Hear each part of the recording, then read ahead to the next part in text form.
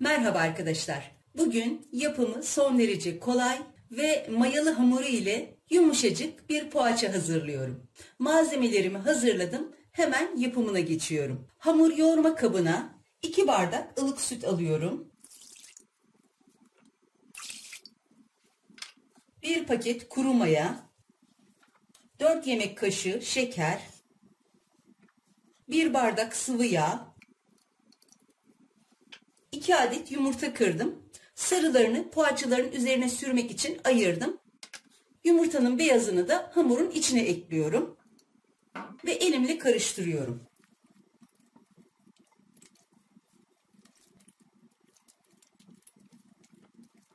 Burada da 6 su bardağı unum var. Onu da kontrollü bir şekilde ekleyerek hamurumu yoğuruyorum.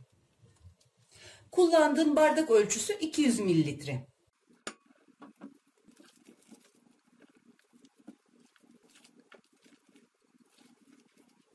Unu ekledikten sonra tuzunu da ekliyorum. Burada silme 1 yemek kaşığı tuz vardı. Ele yapışmayan yumuşacık bir hamur hazırlıyorum.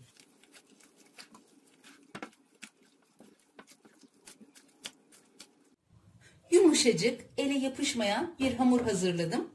Şimdi üzerini streç filmle kapatıyorum.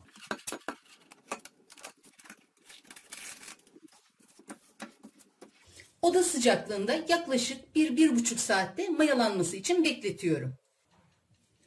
Hamurum yeterince mayalandı. Şimdi tezgahıma biraz un serpiyorum.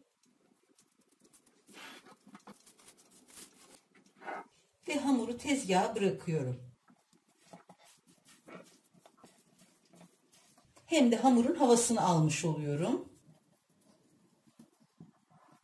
Hamurum yağlı bir hamur olduğu için ele yapışmıyor.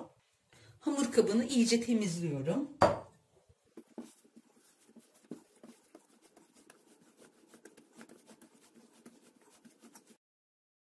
Hamurumu rulo haline getirip parçalara ayıracağım.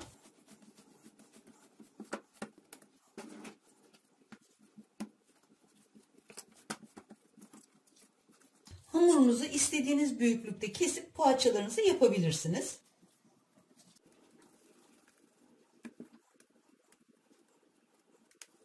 Hamurumu bezeler haline getiriyorum.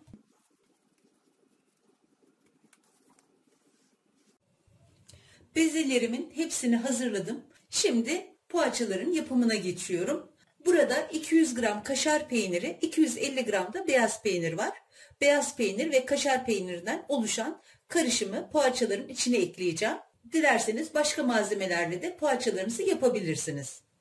Hamurumu elimle biraz böyle açıyorum. İçine harcımdan şöyle 1 tatlı kaşığı ekliyorum. Ve poğaçalarımı kapatıyorum.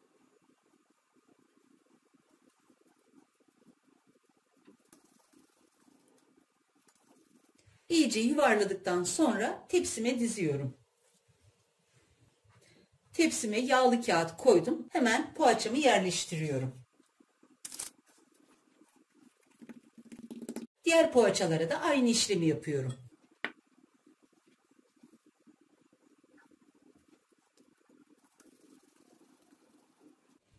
Bütün poğaçalarımı hazırladım. Şimdi üzerini örtüp biraz da tepside bekletip tepsi mayası aldıracağım. Poğaçalarıma tepsi mayası aldırdım. Şimdi üzerine yumurta sarılarını süreceğim. Yumurta sarılarının üzerine 1 yemek kaşığı kadar sirke ekliyorum. Sirke yumurta sarısının o ağır kokusunu alıyor. Bu şekilde hazırlayınca poğaçaların üzerinde o keskin yumurta sarısı kokusu gelmiyor. Yumurta sarılarını iyice karıştırıyorum. Şimdi yumurta sarılarını çok hassas bir şekilde poğaçaların mayasını söndürmeden yavaşça sürüyorum.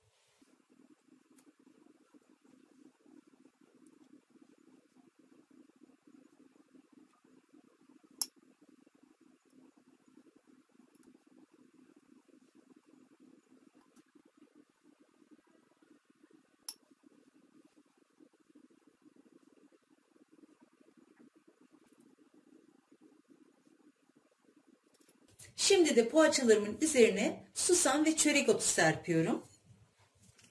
Dilerseniz haşhaş da serpebilirsiniz.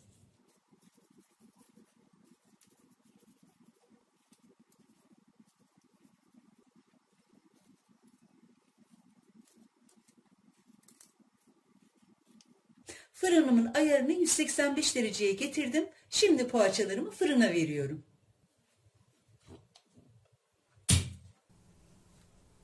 Poğaçalarım fırında yaklaşık 20 dakikada piştiler.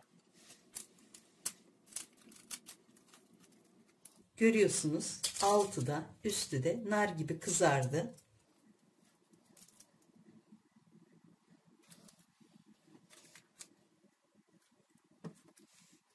Pufidikliğiyle beğeni toplayacağınız bu poğaçayı çocuklarınızın beslenmesinde, kahvaltılarınızda, çay saatlerinizde rahatlıkla tüketebilirsiniz.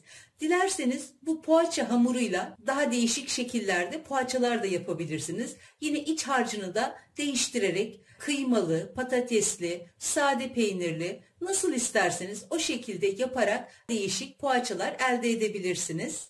Mutlaka yapın ve deneyin derim. Yapacak ve deneyecek olan herkese şimdiden kolay gelsin, afiyet, şifa olsun.